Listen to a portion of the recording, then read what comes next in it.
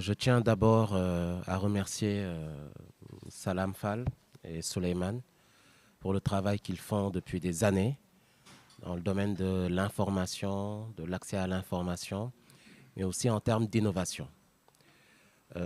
J'ai une histoire personnelle avec Seneweb qui date maintenant presque d'une décennie, parce que durant toute ma carrière quasiment, au niveau de l'ensemble des postes de responsabilité que j'ai à occuper, lorsqu'il fallait faire des tableaux de bord pour collaborer avec les médias les plus responsables en termes de diffusion de l'information, Seneweb arrivait en premier. Euh, et cela est lié à la crédibilité, à la confiance, le sérieux, le traitement de l'information tel qu'il est fait, et aussi la transparence liée au modèle de financement, qui ne dépend bien entendu d'aucune forme de dépendance politique, religieuse, etc. Et ça, c'est un critère fondamental du journalisme. Que ce soit lorsque j'étais à l'enseignement supérieur, public ou privé, à Dangote, aux Nations Unies. Je le rappelais tout à l'heure à Salam, je pense que mon dernier plateau des Nations Unies, c'était ici, avec Ibrahim Fall, qui était rédacteur en chef à l'époque, sur la publication du rapport de l'État mondial de la population. C'est pour cela que lorsque Souleymane m'a appelé pour me parler de cette certification internationale, il m'a appelé au téléphone, je pense, il y a 2 ou 3 jours. J'ai pas hésité. J'ai pas hésité, j'ai chamboulé mon agenda. Ce matin, je devais être en conférence avec mon patron. Je leur ai demandé de décaler parce que pour moi, il était important de venir et de montrer, tel que Seneweb est en train de le prouver, que lorsqu'une entreprise de presse est bien gérée, de façon responsable, avec des ressources fléchées réellement dans les lignes de financement du personnel, du matériel, le paiement des salaires, des charges sociales, le paiement de l'impôt, il est possible que cette entreprise ait une gouvernance parfaite et qu'elle soit équitablement, économiquement viable. Et tout le message qu'on est en train de relayer depuis notre arrivée, c'est le même message. Il faut que la gouvernance des entreprises de presse soit transparente et vertueuse. Une entreprise est d'abord une entreprise dans le sens où elle a une visée et des portées économiques et qu'elle a des responsabilités vis-à-vis de ses employés, mais qu'elle a également des responsabilités vis-à-vis des normes instituées par l'État en termes de fiscalité. Et ensuite, la mission vient s'y ajouter. Et cette mission également, c'est le même message que nous sommes en train de marteler depuis le début. L'intégrité de l'information. Une information, c'est le b.a.-ba du journalisme, doit être vérifiée, elle doit être sourcée, elle doit être collectée, traitée, etc. Et franchement, Seneweb est un exemple parfait pour nous, surtout que cette activité de la chanson qu'on entend très régulièrement ces derniers jours, ça veut dire que oui, peut-être que le contexte est en train de... Hier, nous étions en conférence de directeur avec le ministère des Finances, vous l'avez certainement suivi, avec la sortie de Cherdiba, sur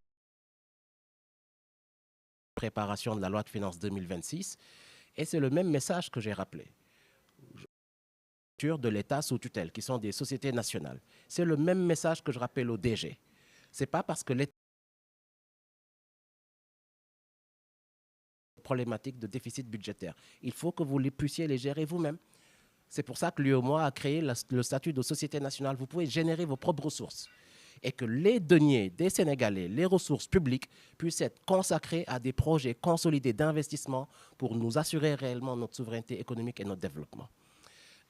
Cher Salam, cher Souleymane, je tiens encore, avant de finir, à vous féliciter parce que la certification, pour moi, c'est 2 piliers essentiels. C'est le journalisme crédible et responsable.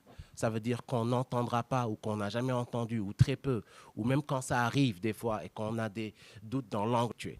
Je pense que M. Tchor du Cored pourra attester de ça. Dans ses rapports, je ne pense pas qu'on verra Seneweb dedans ou un journaliste de Seneweb. Ça veut dire que l'information que vous diffusez, elle est crédible, elle est fiable, elle est vérifiée.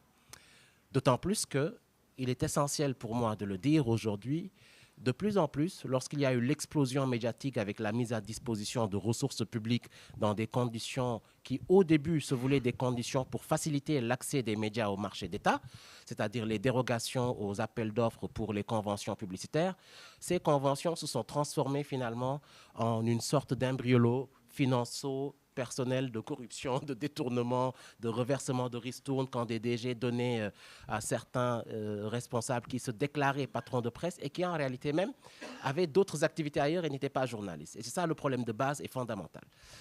Ça veut dire qu'aujourd'hui, les obligations que nous avons mises en pratique tirées du Code de la presse qui ont permis un peu d'avoir 2/3 de tous ceux qui se prétendaient médias et qui ne l'étaient pas hors du circuit, c'est des mécanismes de contrôle que nous allons poursuivre avec le Fonds d'appui de développement de la presse qui vient instituer d'autres critères obligatoires. Donc je tiens à le dire, ce n'est pas parce qu'on est effectivement dans une première liste de conformité qu'on a forcément les appuis derrière.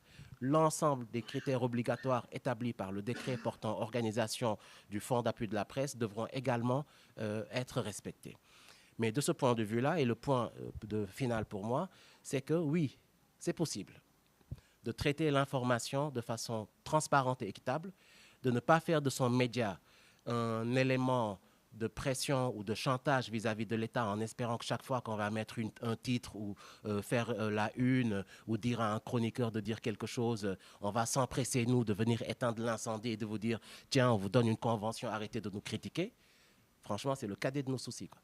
Ce qui nous intéresse, c'est une transformation fondamentale, mais fondamentale, de toute la configuration aujourd'hui du paysage médiatique et que nos médias soient vraiment des médias qui puissent, dans la pleine conscience du sursaut que nous sommes en train d'avoir pour une souveraineté nationale, appuyer l'information publique en termes de politique publique de développement et de transformation sociale et d'éducation de notre population.